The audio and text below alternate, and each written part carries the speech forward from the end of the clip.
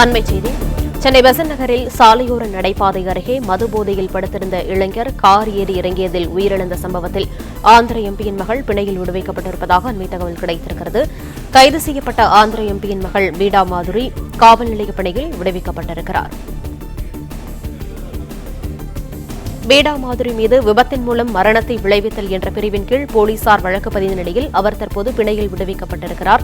கூடுதல் விவரங்களை செய்தியாளர் சரவணகுமார் வழங்க கேட்கலாம். சரவணகுமார், வணக்கம். விவரங்களை சொல்லலாம். சென்னை பெசன்ட் நகர்ல சூர்யா என்ற இளைஞர் சாலையோரம் நடைபாதையில படுத்திருந்த அந்த இளைஞர் மீது சொகுசு கார் ஒன்று ஏறி இறங்கியதில் அவர் உயிரிழந்தார். இந்த சம்பவம் நேற்று மாலை நடந்தது.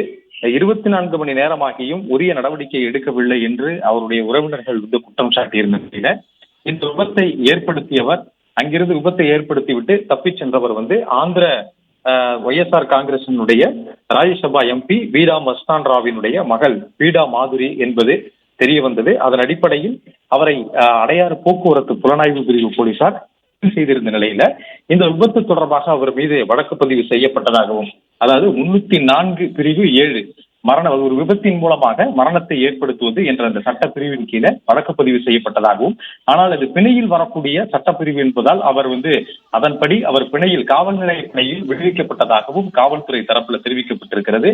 அதே வேளையில உயிரிழந்த இளைஞரினுடைய குடும்பத்தினர் பல்வேறு குற்றச்சாட்டுகளை முன்வைத்து காவல் நிலையத்தை முற்றுகையிட்டிருக்கிறார்கள். கைது செய்யப்பட்ட பெண்ணை தங்கள் முன்பு காண்பிக்க வேண்டும், அவரை நீதிமன்றத்திலே ஆஜர்படுத்த வேண்டும், விபத்தை ஏற்படுத்திவிட்டு தப்பிச் சென்றதனால அதற்குரிய சட்டப்பிரிவுகளை சேர்க்க வேண்டும் என்ற கோரிக்கைகளை வலியுறுத்தி அவர்கள் தொடர்ந்து காவல் நிலையத்திற்கு முன்பு திரண்டு முற்றுகை போராட்டத்திலே ஈடுபட்டு வருகின்றனர்.